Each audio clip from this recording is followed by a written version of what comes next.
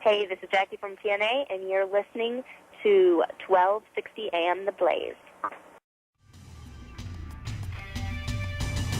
You're listening to Interactive Wrestling Radio, featuring the Interactive Interview, courtesy of WrestlingEpicenter.com.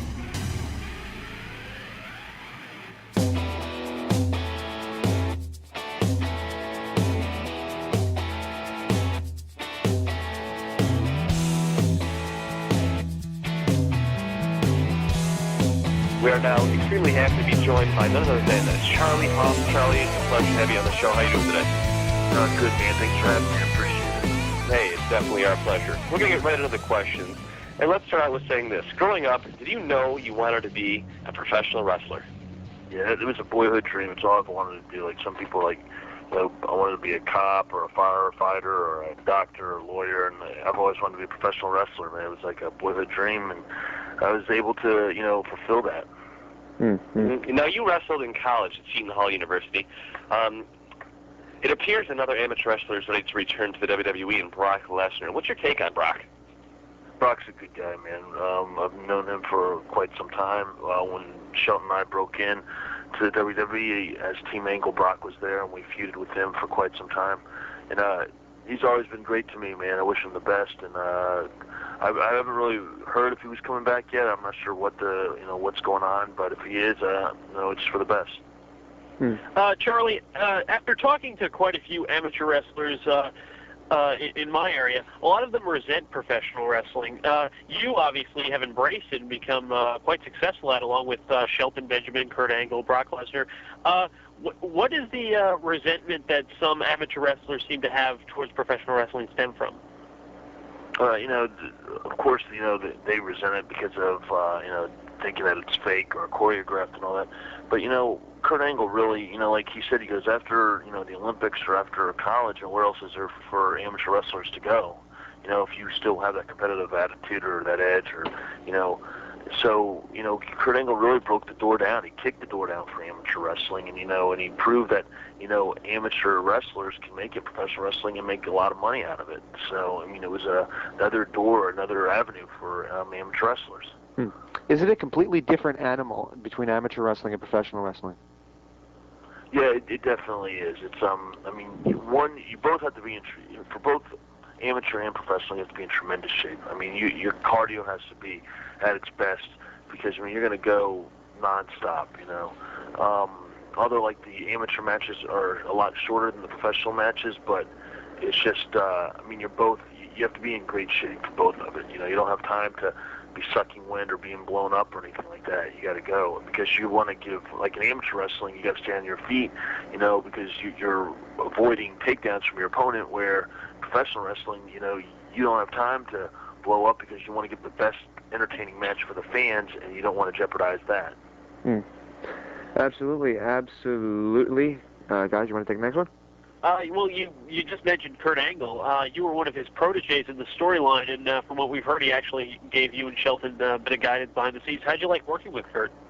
Oh, it was great, man. He's one of my really good friends, one of my best friends. He's like an older brother who's really helped us out. And he's a true person, man, really good person. And, what you see on TV is not the real Kurt Angle behind the scenes. Yeah, I remember seeing him in a charity commercial, a charity event, actually, and he seemed like probably one of the sweetest guys in the world. And I remember thinking, wow, this guy's a good actor to go out there and get an entire audience to chant "You suck" at him, and then go to a charity event and be loved. But let's switch stories here and go back to your tag team roots with Shelton Benjamin. Of course, you guys were part of the world's greatest tag team. First of all, what did you enjoy? What did you think of working with Shelton? I think with Shelton, we had the same work ethic and very similar styles. And, there was no egos involved. It wasn't like I wanted to outdo each other. It was we wanted to outdo the other team, or we wanted to give the best match, but showing our technique and our athleticism on how great of a tag team we can become and how we could become the world's greatest tag team. To set a mark in the history. So when people look back and they talk about great tag teams, they mention our names. That's what our goal was. It was just a shame that they split us up so early. And we really never had. We had great success in such a short time. We just didn't have the longevity to prove to be as great as the Dudleys or anybody. Do you think? I think as far as work ethic is concerned, you guys definitely left a mark. As far as being, in fact, one of the world's greatest tag teams, probably. It's rare that you see guys that are actually able to work as well as both of you paired up together. And whether or not you think you had longevity, I think that you still were able to showcase that in the short time that you've had, from where I sit anyway. Well, I appreciate that. I mean, that was one of our goals, so, it's something we really worked hard for. Now, you talk about the WWE splitting up you prematurely, and I definitely agree that we definitely would have enjoyed to see more of the world's greatest tag team. It seems that the WWE, the Bashams were recently split up with one of them going to Raw. The Dudleys are gone. They're splitting up the La Resistance. What is happening to the WWE tag team division? Why don't they seem to think? I'll be honest with you. The WWE, they have no idea what they're doing when it comes to tag team wrestling. At one time they did. They had a formula that was successful, and it was like with the Hardys, the Dudleys, and Edge and Christian, where you had two heels and one baby face, and it's always good to see the good guys chasing the heels for the titles, and that's what draws money. It's a basic formula for pro wrestling.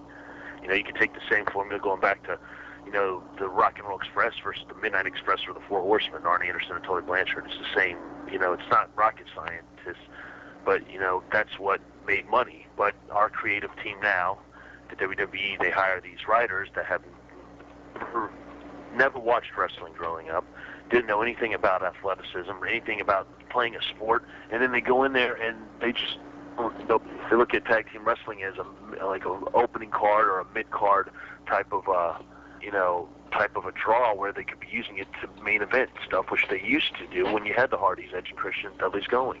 We could have made some great money if they would have had, they would have been with the Team Angle, the world's greatest tag team, the Bashams, or with the Dudleys. I mean, who would love to see the self-proclaimed world's greatest tag team against the world's most successful tag team, the Dudleys, or even La Resistance, two All-American kids, All-Americans versus, two French Canadians, at the height of, the Persian Gulf War or the Iraq War, it's just, it's just, WWE's really, they let themselves down by letting these young kids come there to write that all they did in their whole lives are read comic books or, lucky if they even played chess. That's the most physicality they've ever had. So. Well, you mentioned these new writers coming in, but wouldn't Vince say, hey, guys, the tag team has drawn money in the past. Why don't we, keep more together? I mean, he's got the final say. Why doesn't he, come in and intervene? I think, he wants people that'll yes him, yes man.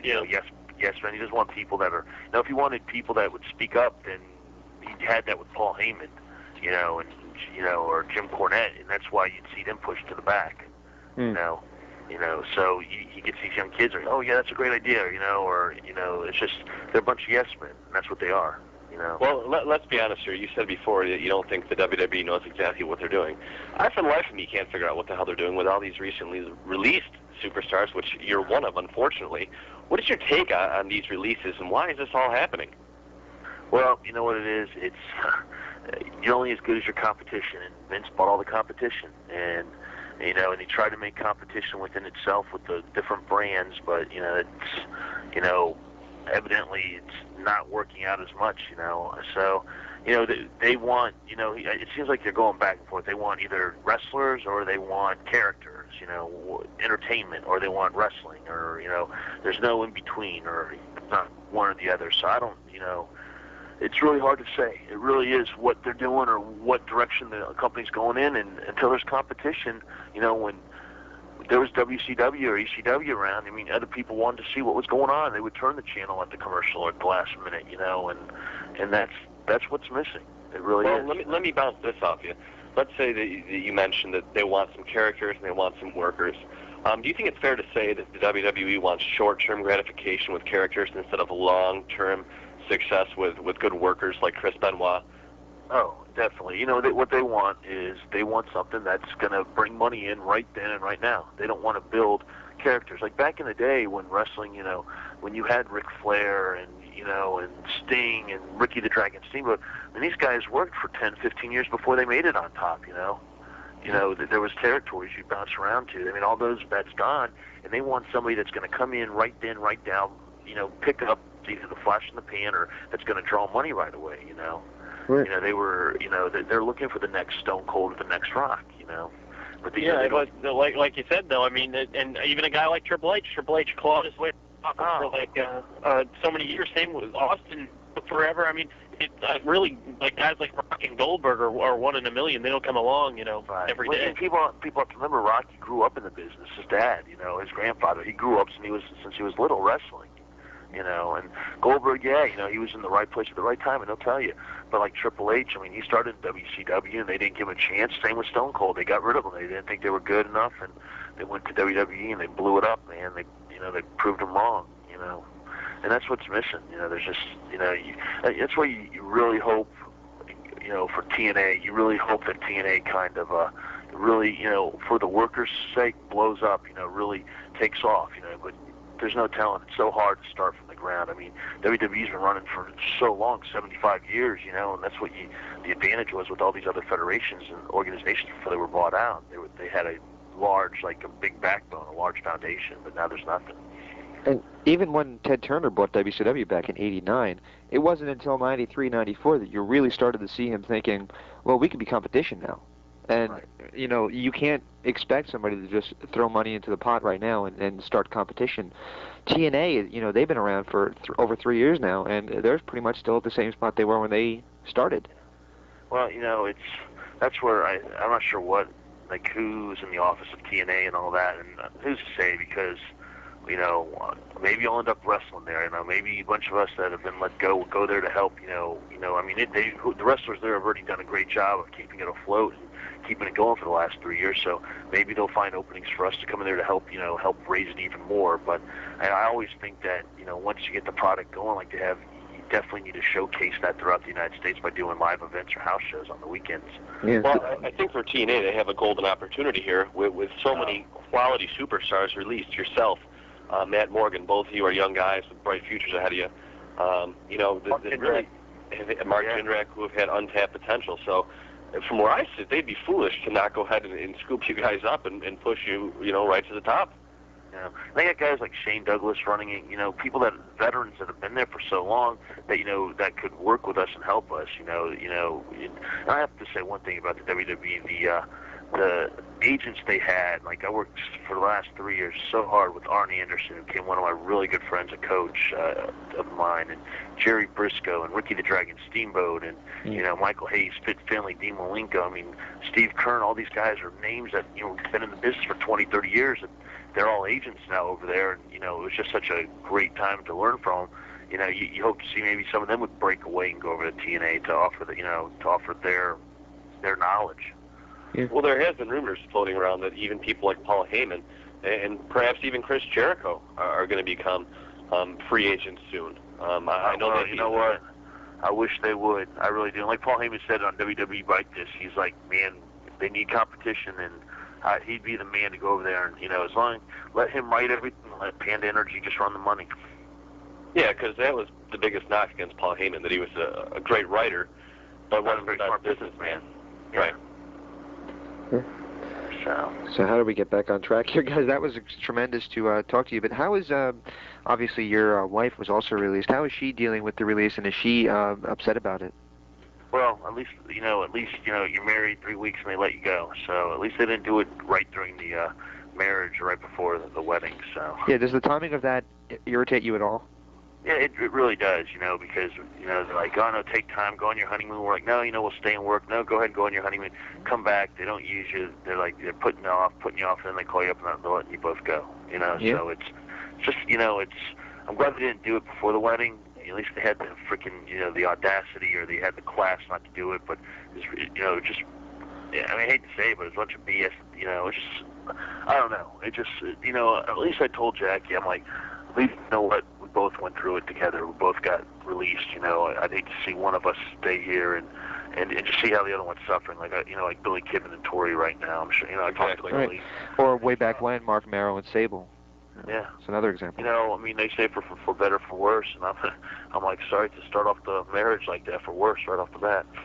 Absolutely. Well, actually, kind of speaking a little bit more to your wife, I was actually just in Vegas over the 4th of July weekend, and I happened to run into one of your former tag team partners, was actually Rico. I actually happened to bump into at a bar, I had a conversation with him, A drunken conversation, but a conversation nonetheless. Yeah, I was a little tipsy, but he was still a great guy. Awesome guy. And he spoke highly of you guys. I asked him a little bit about working with Jackie, because that was kind of a great platform for her in her career, and it also puts you kind of in a different light. We had seen you as a great technical worker, but not so much as necessarily given the ball to be entertaining. Right. Speak to a little bit of that angle and how you enjoyed it. Well, I enjoyed it because, like I said, with Shelton, it was such a technical and great tag team. With Rico, I learned the entertaining aspect, you know. And that's another thing. There's a guy that, you know, is so entertaining. The crowd, I mean, everywhere in the country we went, it was Rico. I mean, he was so over, and yet here the WWE gets rid of him. It's just, you know, they're looking for characters entertainment. Well, I mean, here's one of them, you know. I mean, why isn't he's as entertaining as Blue Meanie is? I mean, why would you get rid of him? Yeah. Well, I got to say, it was a little shocking to see him bouncing in a bar that I was at. Well, he's doing that.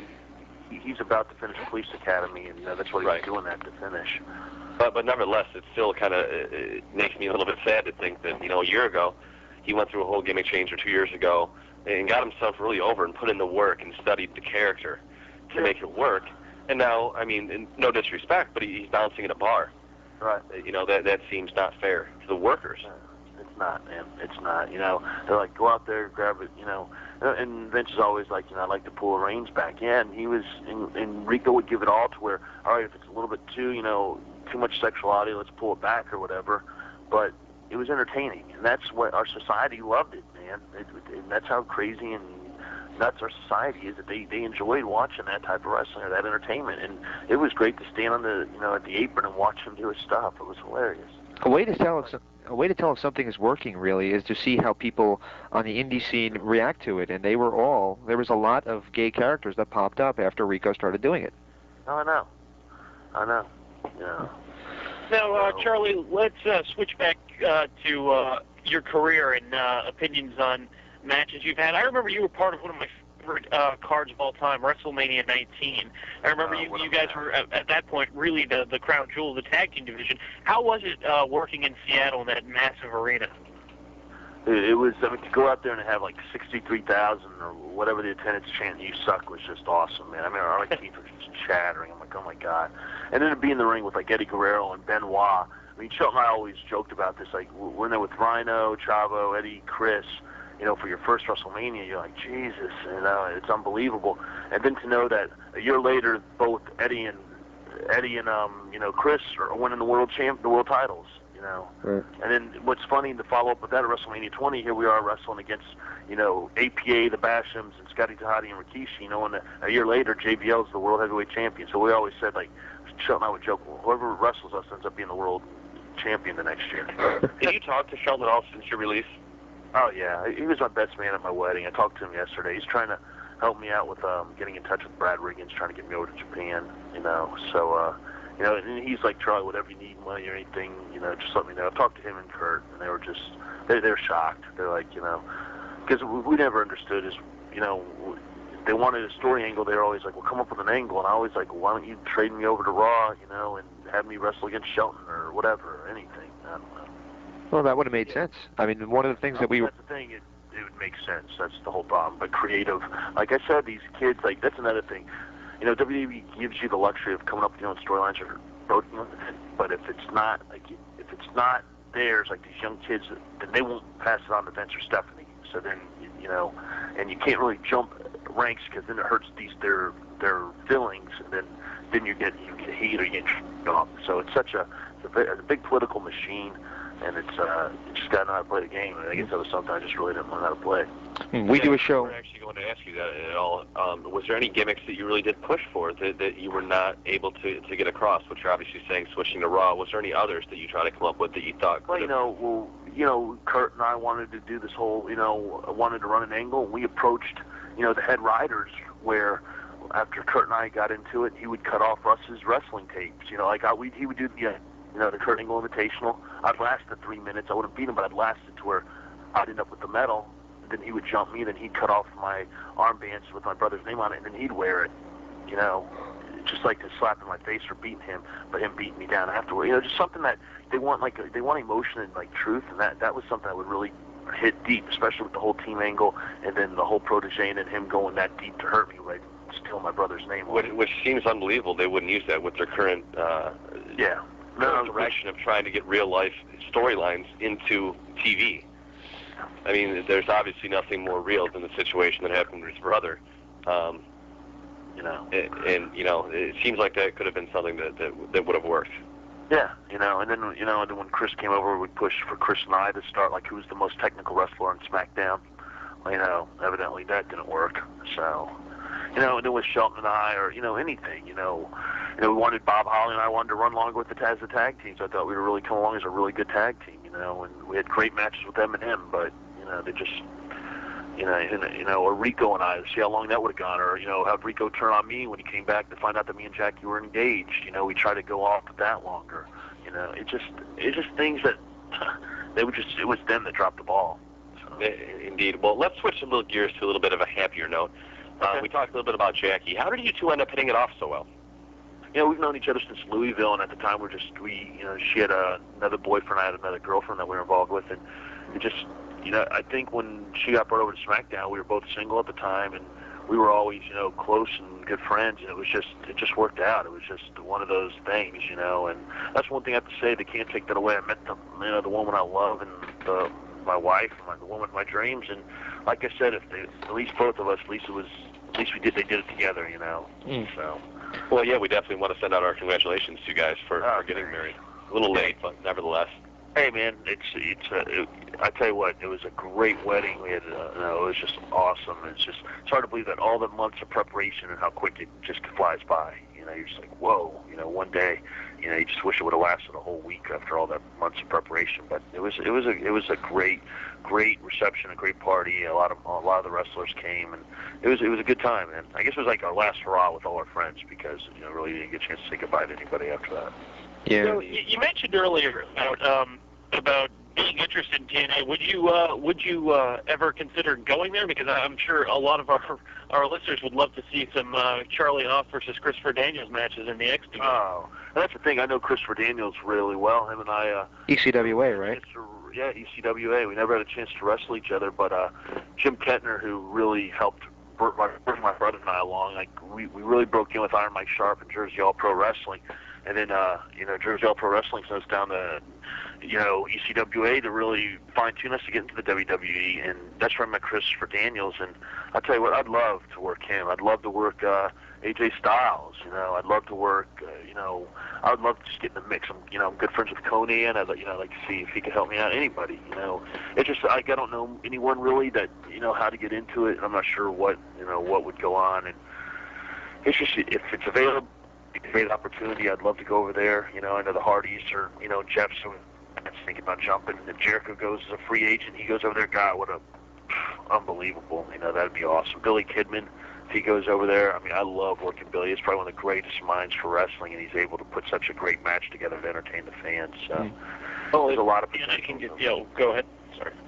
And with Scott D'Amore over there too, he really helped out with Rhino and Edge and Christian and and Val Venus. Like he was a real foundation for all them. That's another talent to go over there and to learn from. So where will we see Charlie Haas show up next? Yeah, as of right now, I am like where I can't compete for TNA for 90 days, or if I do, even if I did, then they'd quit paying me. So, it just depends. Like if I want to continue getting paid for 90 days, or if I don't, Right. But I'm allowed to go overseas and work overseas right now. Well, the reason why I said this obviously won't show up on the interview is that we actually do a lot of work with the Wrestle Reunion 2 people. Oh, really? Yeah, I mean, if you're okay with that, we can definitely pass your contact information along to Rob Russell, please who do. runs that. We talk to him at least once a week, so. You know what Wrestle Reunion is, right? Well, yeah. Yeah, okay, cool. It's just a big fan convention. You sign autographs and supposedly pays well. I can do stuff like that, which is great. It's just, actually, like some independents, they told me if there was some independent shows to call them and work with me, it's just TNA they specifically said to hold off for 90 days, so. All right, we'll discuss a little bit more of that after the interview, because we can definitely get you in touch with him, because we do a lot of work with him, so. Well, the one thing that strikes me as odd or different about you than a lot of the other wrestlers is that you actually have a college education, so you, quote-unquote, don't need wrestling. What is your college degree in? It was in economics and business administration. Yeah. You worked actually at Goldman Sachs as a stockbroker for a while, did you not? Right. I worked at Goldman Sachs on the fixed income as a portfolio analyst, and it was you had your Series 7, Series 63, and it was very hard work, and I did that for like 5 years, knowing that I would eventually, if wrestling didn't work out at the time, I always had my degree, but once wrestling did work out, I was just like, all right, I have my degree to fall back on, but I'm so young still, where I'm just like, I'm not done with wrestling yet, but I know I have my degree to fall back on if I have to. So. Yeah. Excellent. Well, why don't we go ahead and roll into a few word associations and close this interview out, if you don't mind. If you have a story, that's cool. Feel free to share it with us. Yeah. Let's start out first with Low Key. Low Key, man. Good friend. We broke in together at Jersey All-Pro. Another one, untapped talent that, either, I know he was in TNA with the X Division, but he'd be a great asset for the Cruiserweights over at WWE. Up next, we have Eddie Guerrero. Eddie Guerrero, man.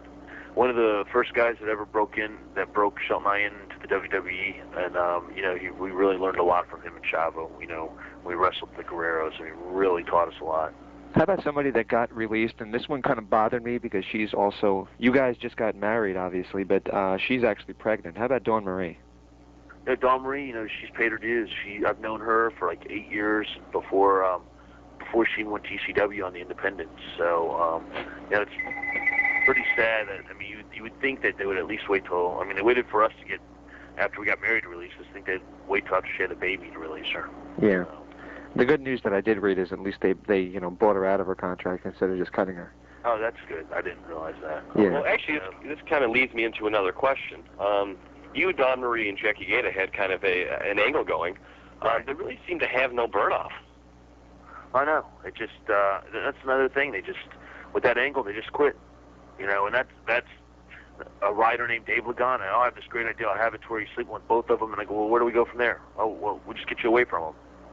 So, there's the brilliant mind of a creative writer named Dave Lagana. Good job, Dave. And I think that ended up really hurting you because, there you are on Armageddon calling Jackie and Dawn Marie both sluts, and then you're a face 3 months later and nobody knows why. Exactly. Yeah. No, you're totally right.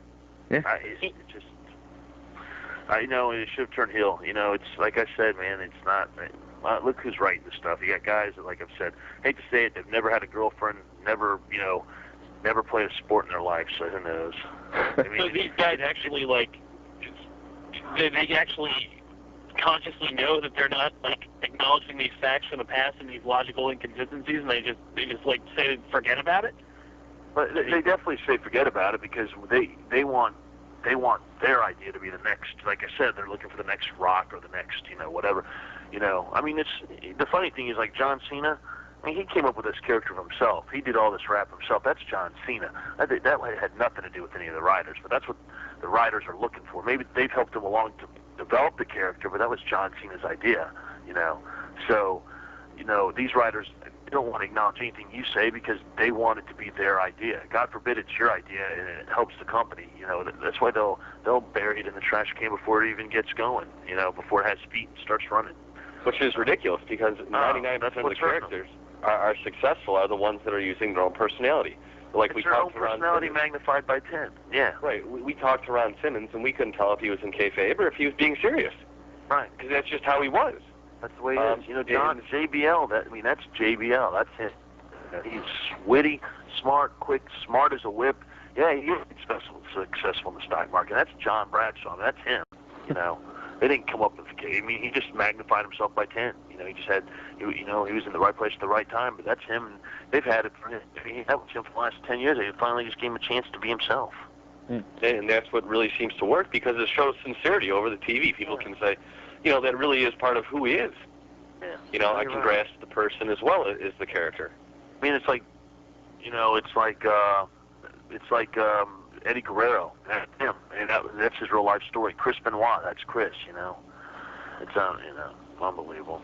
All right, well, let's get back into Well, let me just ask you this then. Given your little bit of anger towards the creative team, do you have any plans to return to the WWE? Well, like I said, creative changes over as much as the wrestlers do. So who knows? Maybe 6 months or a year from now, if they need me or if there's something open, maybe there'll be a whole different creative team. Yeah. Maybe the creative team will, there'll be writers who are like, hey man, let's bring him back, or maybe I'll develop a character, over in TNA or over in Japan or in Italy or wherever, to where something works and it gets me over to where they want to bring it and try it back here in the WWE, Yeah. So, but if I do, I learned a lot from this, and I'm not. I mean, am I bitter? No, it was a great ride. I believe I was able to fulfill a boyhood dream. I was able to win the tag titles 3 times. I made a lot of great friends. The only thing I'm just angry is that the creative team is just it's with all the wrestlers they've let go. It's hard when they release you and you go, well, why am I being released? And creative, and they say, well, creative doesn't have anything for you. And it's like, well, all right, so it's not my work ethic because I'm in the ring every day after work, and it's not, it's for creative to say that. And I'm like, well, you know what? If creative doesn't have anything for any of us 20 people that you just released, then they're the ones that should be fired. That's them that not doing their job. Obviously not being too creative. Right. And the thing is, it's not like it's WCW in '98 when you had 6,000 people on the payroll. The rosters are actually too small right now to have 2 rosters to begin with. So I'd go to creative and say, do you have anything for me? They go, no, I'd fire all them and hire new writers. All right, now try something. It's like George Lucas. He had this brilliant dream of Star Wars, and he didn't just go out and hire a bunch of actors and say, okay, pick a part. What would you like to play? He knew what actor he hired and knew what part to put. Vince hires us as the wrestlers, and he expects creative to put us in that part, which they can. Well, back to word association. How about former promoter you had, Jim Kettner? Oh man, just one of the classiest guys. And if anyone has ever seen an ECWA show, I'm telling you, the guy knows what he's doing. He's been around for 36, 37 years, and he can run a show, and he keeps it. Where his gym down there in Maryland, in Delaware, is just packed every show. And he knows how. And he has storylines. He follows them. Timelines. He has a hill entrance, face entrance. Like a Titantron. I mean, it's just one of the greatest promotions I ever worked for. And it's like the elite of the independents. Everyone shoots to get there. I mean, that's like the WWE of the independents. It really is. Absolutely, I've seen a lot of it. I actually had a couple of friends that worked there, and they all loved working ECWA shows. And not only that, but I mean, all the guys that made it to the top, ECW, WCW, WWE, they all came through there. Yeah. Yeah, the Super 8 has it's a who's who of cruiserweight superstars. Exactly. Totally. Next name on the list we have for you is Jim Ross. Yeah. Jim Ross is, he really gave Russ and I a shot, man. He really hired us, and has always been a classic guy. Came to my brother's funeral, took time out to do that. Always been there for me, really pushed for him, Russ and I, and really pushed for me even after Russ's death. Like him and Jerry Briscoe, really good, friends of mine that really, looked out for me throughout my WWE career. How about Vince McMahon? Vince, I'll tell you, like most bosses, that are that high up like he is, they wouldn't even know most of their employees' names or anything. But I'll have to say, I mean, he knew every wrestler, every employee. He'd walk by, hey Charlie, how you doing? Hey Jackie, hey Shelton. I mean, he knows. He's hands-on. He's right there. If you do a good job, he's like hugs you. Hey man, that's a great job. If you do a bad job, he lets you know. But but he also tells you how to perfect it, how to become a better, entertainer, sports entertainer. So he's I just wish he had more hands-on with the creative part. Yeah. Well, I got 2 names left for you on this list, and one of them's a downer, and one of them's a bit of a higher one. I'm going to give you the downer first. How about Russ Haas? Man, my brother, my best friend, 2 years apart, grew up through. I mean, it's just, you spend every part of your life, most siblings separate after high school and they go their own way. I mean, we went to college together and we decided to do pro wrestling together. I mean, all the way up to the night he died, we were inseparable.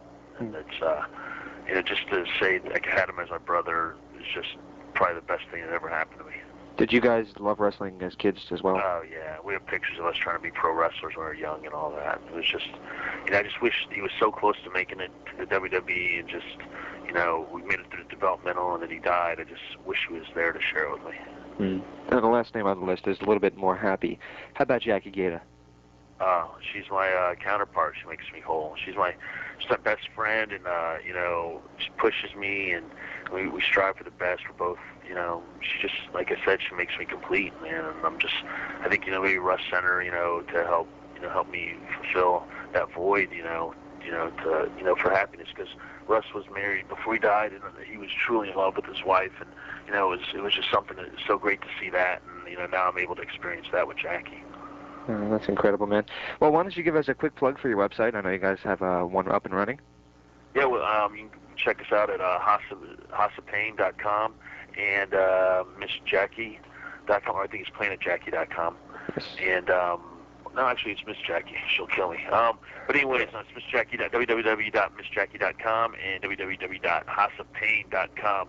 And we have probably the best webmaster, and her name's Sean, and she kicks ass, and she's doing a really good job with us. And check it all out, and do not, look for my name. Keep going back to the website. You'll find updates of me going to Japan here and Italy really soon, and hopefully maybe even to TNA. So check it out and find out where Charlie Haas and Miss Jackie are. Well, God bless, brother, and we wish you the absolute best of luck in the future. And if you ever need anything promoted, we have a news board on our website, and we also have the access to the radio. So just give us a call, and we'll help you out at the best we can. All right, I appreciate it, guys.